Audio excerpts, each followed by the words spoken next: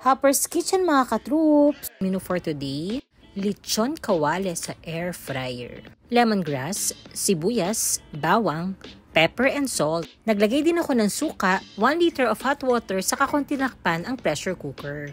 After 20 to 30 minutes, malambot na at malasa ang ating baboy. 2 hours ko siyang pinalamig, tinusok ng tinidor at pinudburan ko ulit ng asin ang ibabaw ng baboy.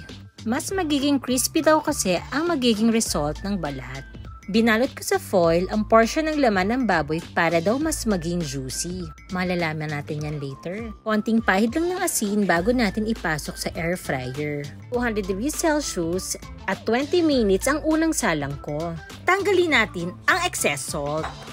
Another 10 minutes at 200 degrees Celsius para daw mas maging crispy. At mukhang crispy na nga.